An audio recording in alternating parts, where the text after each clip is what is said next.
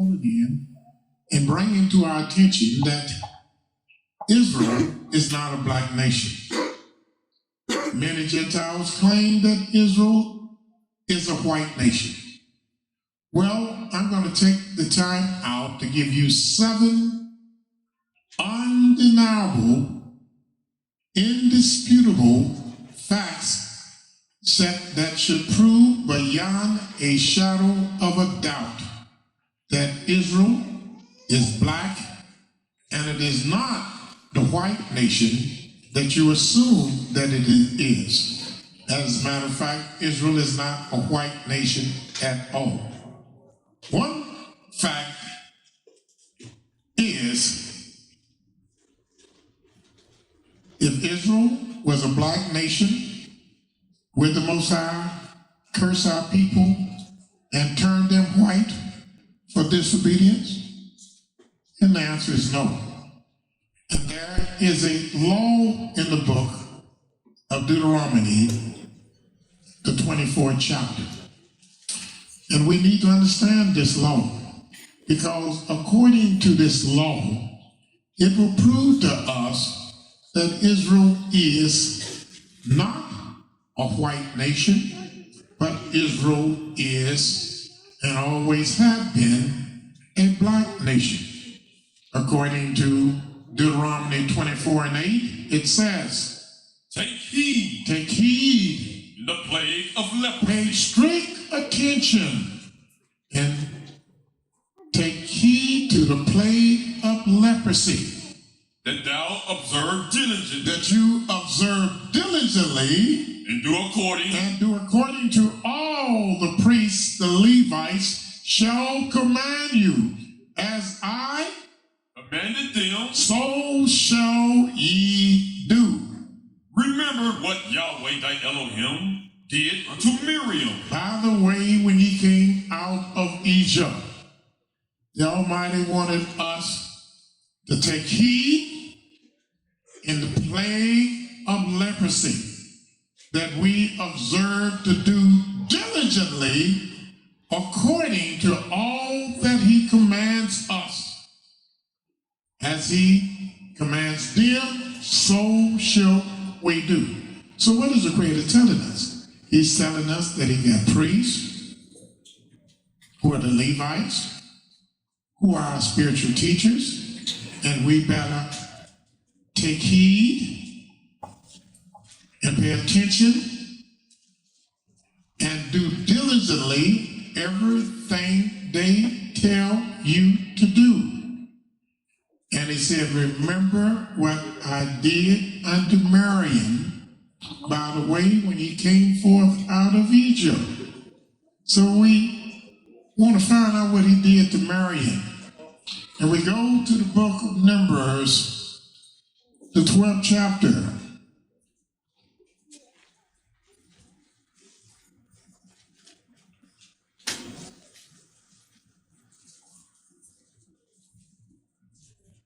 Numbers, the 12th chapter, it says, in the first verse, And Miriam and Aaron spake against Moses because of the Ethiopian woman whom he had married. And Aaron and Miriam spoke against who? Moses. Because of the Ethiopian woman whom he had married. For he had married an Ethiopian woman. All right, they wanted to question him on why he married someone out of the nation of Israel. They wouldn't question him because she was black, because they were black. But he's questioning them for the fact that they thought that he should only marry other Israelites. So they thought that they had the ability and the audacity to question him and tell him whom he should marry and whom he shall not marry. And when they spoke against him, Yahweh heard it. And they said, Have Yahweh indeed spoken only by Moses? Have he not spoken also by us? Are not we indeed prophets and prophetesses, as thou art? Has Yahweh only spoken through you? Has he not used our mouth to speak to the children of Israel also. And Yahweh heard it. And Yahweh heard them as they were scolding Moses. And Yahweh spake suddenly unto Moses. And Yahweh spoke suddenly unto Moses And unto Aaron. and unto Miriam, Come out, ye three, come out, ye three, unto the tabernacle of the congregation. And they three came out. They came out before y'all. And Yahweh came down in the pillar of the Came cloud. down in the pillar of cloud And stood in the door of the tabernacle. and stood in the door of the tabernacle And called Aaron and called Aaron. and Miriam. And they both came forth. And he said, Hear now my words. Hear now my words. If there be a prophet amongst you, If there be a prophet amongst you, I, Yahweh, will make myself known unto him, in a vision, or will speak to him. in a dream, My servant Moses is not so. who is faithful in all mine house, With him will I speak, mouth to mouth, even apparently, and not in dark and the speeches. similitude of Yahweh shall he behold. In other words, there's any other prophet, I love him. I might speak to him in a vision, or I might speak to them in a dream. But when Moses wants me, I don't come to him in no vision. I don't come to him in no dream. I come to him and speak to him face to face, mouth to mouth, even apparently, and not in dark speeches. And the similitude of Yahweh shall he behold. He sees me. I appear to him. Well, I want to talk to you. I come in a vision. But I speak to this man as a man speaketh unto his friend, face to face and mouth to mouth. Wherefore then were ye not afraid to speak against my servant Moses? Would y'all be afraid to speak to someone and against someone that Yahweh has such an intimate relationship with that every time he wants to convey something, he comes and speaks to him face to face and mouth to mouth? Would you speak against Yahweh's servant? Would you be afraid to speak to Yahweh's against his prophet? Huh? You would. I know I would. I know we should, but I know we don't. Keep reading. And the anger of Yahweh was kindled against And him, the anger of Yahweh was kindled against them. and he departed. So he got mad at them and he departed. But what happened when he departed? And the cloud departed from off the tabernacle. That means Yahweh went back up in the cloud and departed from the tabernacle. And behold, Miriam became leprous, She became leprous, white as snow. white as snow. And Aaron looked upon Miriam, Remember what Yahweh said, take heed in the plague of leprosy, that as thou observe diligently and do according to all that I command my priests and Levites. As I command them, so shall ye do. Remember what I did to Miriam. She became leprosy as white as snow. and And Aaron looked upon her. and behold, she was leprous. She was leprous. And Aaron said unto Moses, And Aaron said unto Moses, At last, my king, I beseech thee, at last, my master, I beseech thee. lay not the sin upon us. When you turn to white, you laid sin upon us. Lay not the sin, because when he seen her turn white, they recognized that white is a sign of sin. White is a sign of the plague of leprosy. And white is a plague of leprosy that Yahweh said he would lay upon anyone that didn't hearken unto the voice of his priest. And when she came white, Aaron looked upon her and said, lay not the sin upon us, wherein we have sinned and wherein we have done foolishly.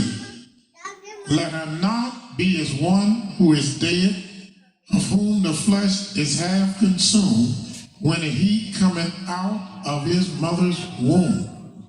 So what's happening? White, according to the scriptures is a sign of sin. White is what Yahweh puts on people for being disobedient. Now let me ask you a question. Is there any new thing under the sun? Hello? Go to Ecclesiastes 3.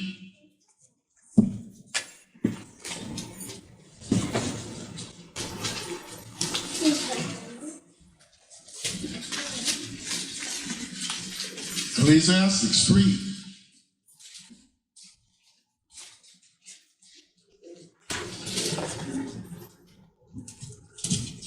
Watch this. Turned white, didn't it? And before you go to 3, look in Ecclesiastes 2.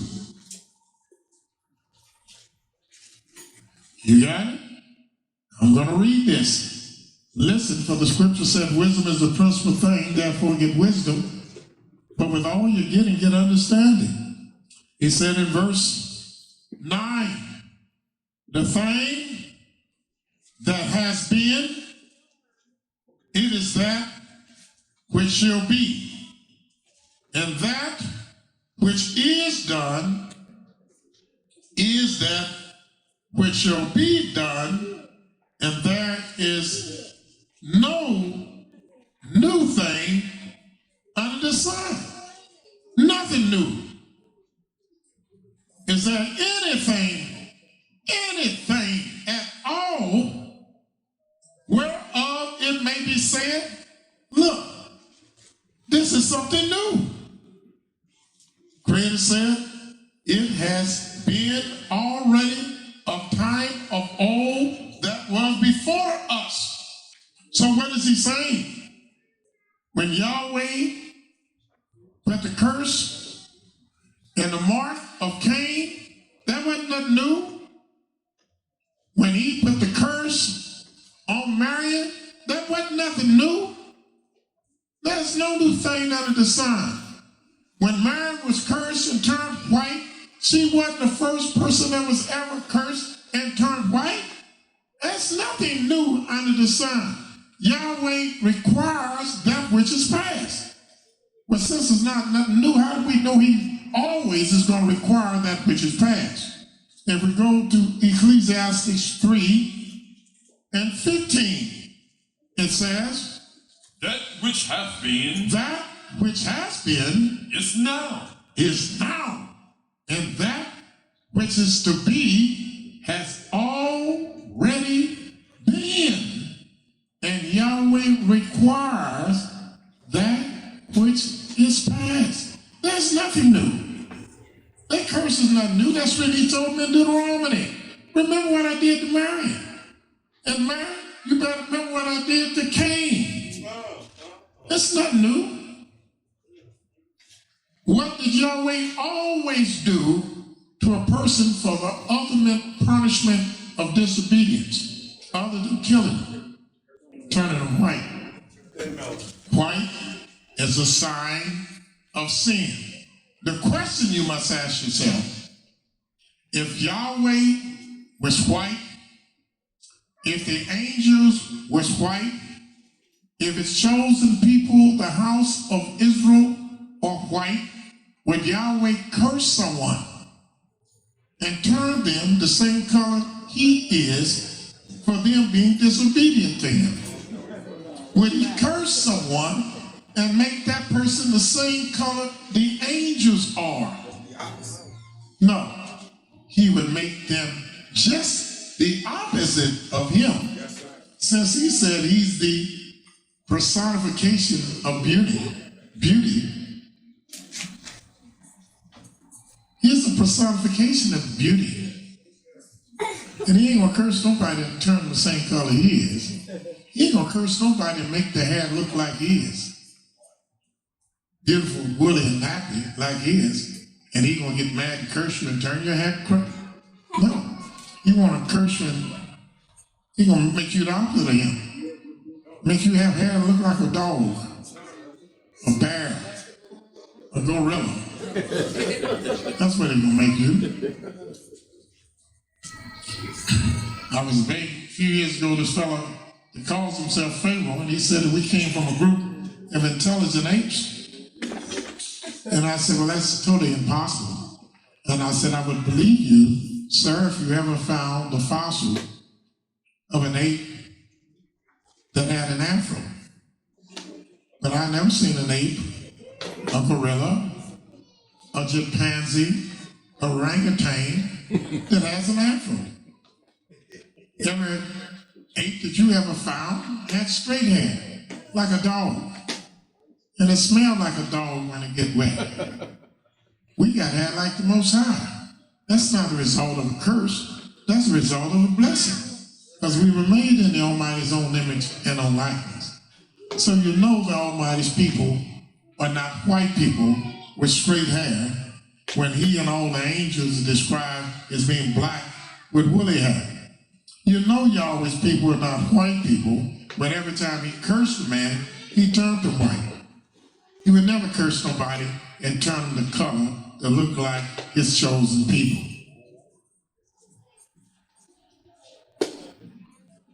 Here, white is a sign of sin. If you further go to the book of 2 Kings, the 5th chapter.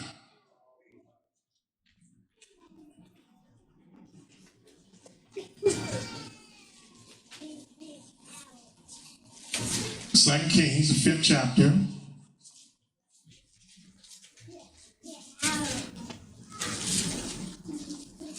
What does it say? In the 27th verse. 2 Kings chapter 5, verse 27. The leprosy thereof of Naaman shall cleave unto thee, and unto thy seed forever. And he went out from his presence, a leper, as white as snow. A leopard is white as snow. Again, here's someone that was greedy. The prophet Elesha had a servant named Gehazi that sought to get money when the prophet told him to accept nothing. And he went to get money and changes of garments for Elesha blessing the man. And when he did this great sin by disobeying the prophet, when he came back, Yahweh allowed the prophet to curse him. But Yahweh cursed him and turned him white and said his descendants would be white for how long? Forever. Now, when Yahweh cursed somebody and turned them the same color as his people, he cursed this man and his descendants and said, thou shalt be white forever. My question would then be, if he cursed Gehazi, turned Gehazi and his descendants white and said they would be white forever, where are they at today? None of the Jewish professors that I've ever talked to gave me an answer when I asked them that. Asked two of them that in separate debates, and both of them looked at me like I was 14 karat crazy. One year before that, I don't know. You know what they had? I said, yeah, I know who they had, buddy. The other one just dropped his head. They know who this is speaking of. They know who they're speaking of. And they know Yah's people are not the color of this. This proves that Yah's people are not a white-skinned people. This is just one of the undeniable, indisputable facts that can prove that Israel is a nation of color. Another fact that proves Israel is a black nation is when Moses was called before Yahweh. I believe it's the book of Exodus, the 4th chapter.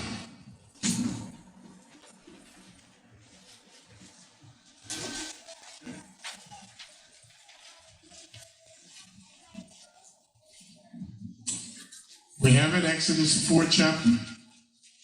Start at the first verse. And Moses answered and said, But behold, they will not believe me, nor hearken unto me, nor hearken unto my voice. For they will say, Yahweh hath not appeared unto thee. And Yahweh said unto him, What is that in thy hand? He said, what is that in your hand? And he said, A rod. He said, I got a rod. And he said, Cast it on the ground. And he cast it on the ground, and it became a serpent. And Moses fled from before it. And Yahweh said unto Moses, Put forth thy hand, and take it by the tail. And he put forth his hand, and caught it, and it became a rod in his hand. I want you to read to the 8th verse. And became a rod in his hand. Go ahead. That they may believe. And they will believe you when you see that this rod became a serpent. That Yahweh Elohim of their fathers, the Elohim of Abraham, the Elohim of Isaac, and the Elohim of Yaakov have appeared unto thee. And Yahweh said furthermore unto him, Put now thy hand into thy bosom. Put your hand into your bosom. And he put his hand into his bosom. Look, and I'm not even nearly as dark as Moses. He stuck his hand in his bosom. And when he took it out, behold, his hand was leprous as snow. It was white as snow. Now, if a white man had stuck his hand in the bosom and he brought it out white, would that be any miraculous feat? Even if his hand was a little lighter than his other flesh, nobody gonna pay that no attention. They'll just say, oh, he must have just had his hand in his pocket and it didn't get as burnt on the sun as much as every place else. But when he plucked his hand out, it was white as snow. What happened then? And he said, Put thy hand into thy bosom again. And so put it into your bosom again. And he put his hand into his bosom again, and plucked it out of his bosom, and behold, it was turned again as his other flesh. His hand turned again as his other flesh. And watch this. This is the words that kill you. And it shall come to pass if they will not believe. If they will not believe the serpent. If they will not believe and hearken unto the voice of the first sign, they will believe and hearken to the voice of the second sign. This second sign is greater than the first sign. Now, I'd be scared as a dickens if somebody dropped a rod and it came a snake, and they pick it up and it come a rod again. Well, y'all said, that ain't nothing, boy. Stick your hand in the bosom. And when he put it out, it was white. And he said, put it in your bosom again. And when he did, it became as his other flesh. And he said, if they would not believe, nor what was the word said? He said, verse 8. In verse 8, it says, and it shall come to pass if they will not believe thee, nor hearken to the voice of the first sign, they will believe the voice of the latter sign. Why? Because the latter sign supposed to have been more significant, more greater, more bigger, more colossal, more prodigious than the first sign. That was the one that was of great magnitude. The latter sign supposed to supersede, be over and far above the first sign. They will believe the latter sign, which proves that Moses had to be a very dark-skinned man. How is he going to stand in front of a multitude and do this, and the people don't being totally shocked and astonished at this? His hand must have been almost black. You understand? All that sun he's in for 40 years. I went fishing. And out there with Simpson, just out there on the lake for about 5 hours, and I come out with a skin tone 5 different shades different. Yeah. It's 5 shades different. You understand? Just been on the lake for 4 or 5 hours. So you know what it will be like walking through the wilderness for 40 years. That sun on it, that melanin in his skin, he's black as a piece of coal.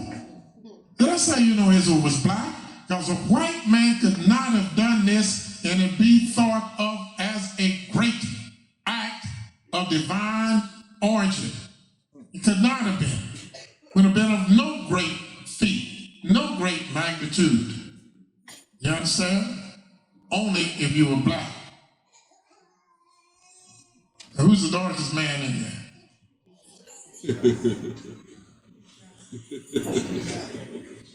Well, I see 3 of y'all. I ain't gonna point y'all because y'all still might not like to be called black, so I ain't gonna have none of y'all standing up. There'll come a day y'all be proud, but right now y'all might get mad at me. Come and stand up, Smoke. Yeah, look at it. She get mad, I call him Smoke. No, that should be a compliment. He's still scared to stand up. All right. Y'all ain't grown that much right now, so we ain't gonna do that. Let's go home, put your not Novocaine cream on, and try to get right. Is our 30 minutes up, son? 25. All right. So you can see that this is a great feat. A great feat. Now, what's another great sign that we prove beyond a shadow of a doubt? Y'all give it to me that Israel is a black nation. Yes? Job 30 and 30. Job 30 and 30. Look what it says here.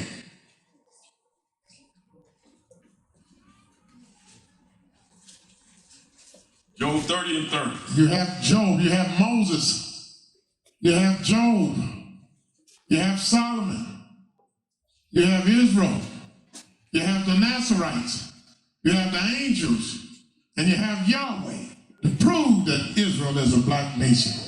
Look what Job testified in Job 30 and 30. He said, my skin is black upon me, and my bones are burned with heat. Is that what it said? Read it. My skin is black upon me, and my bones are burned with heat. Now, how is a white man going to turn black? Here, Job said, my skin is black upon me, and my bones are burned with heat. Well, maybe they turned black. Well, let's go to Jeremiah 12th chapter and prove and see if they turned black.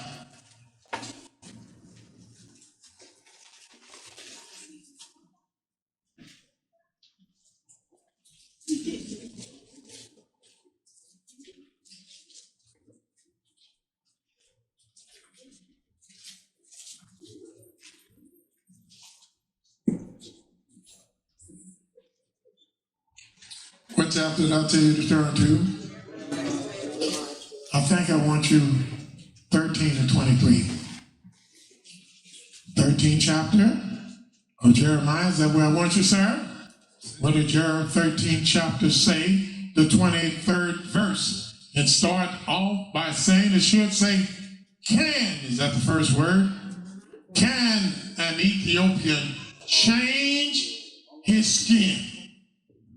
Or a leopard his spots? Then may ye do good, which are accustomed to doing evil. You see, an Ethiopian can change his skin. You see, a leopard can't change his spots. The Ethiopians is a black nation, and they always been a black nation.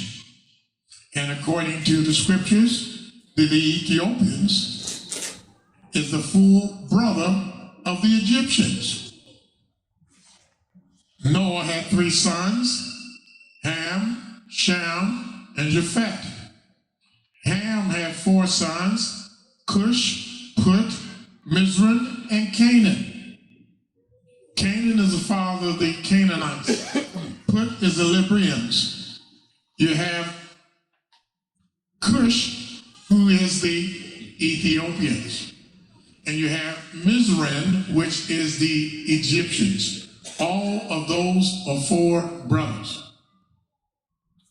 And all of those 4 brothers were black. They were always black, and they will always be black. And the reason that you know Israel is black, you can also go to Exodus 19. Is that where I want to go?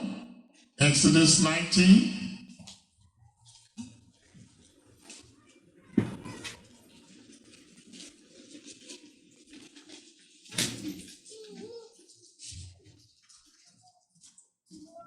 I'm sorry, Exodus 2. Let's go to Exodus 2.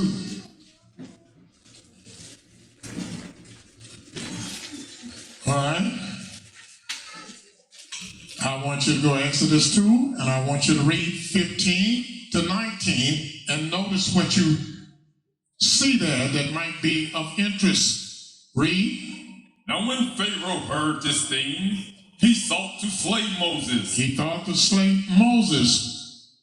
But Moses fled from the face of Pharaoh. He fled from the face of Pharaoh. And dwelt in the land of Midian. And dwelled in the land of Midian, where the Midianites dwell. And he sat down by a well. Sat down by a well. Now the priest of Midian had 7 daughters. And there was Zepro with 7 daughters. And they came and drew water. And filled the troughs to water their father's flock. Hello. And the shepherds came and drove them away. And the shepherds drove them away. But Moses stood up. But Moses stood up and intervened for them. And watered their flock. And watered their flocks. And when they came to Ruel, their father. And they came to Ruel, their father. He said, how is it that you are come so soon today? Why you come back so soon? You just left a little while ago. And they said, an Egyptian delivered us out of the hand of the shepherd. And they said, an Egyptian delivered us out of the hand of a shepherd. Why was Moses mistaken as an Egyptian?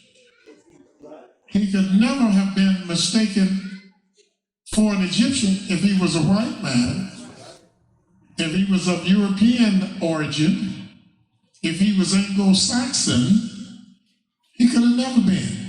The only reason that he was thought to have been an Egyptian because he's black, just like the Egyptians, and he's black, just like the Mennonites, and having on some Egyptian garments, they thought he was an Egyptian. But he was only thought to have been an Egyptian because he was black. He could not have been a white man by any stretch of the imagination. Another scripture that lets you know that Moses was black. But our time is run out right now, right? Right, you got 33 minutes. 31. You went over because you were speaking. I didn't want to interrupt you. All right, well, we're going to stop right now. We'll try to finish this. How many did we go through?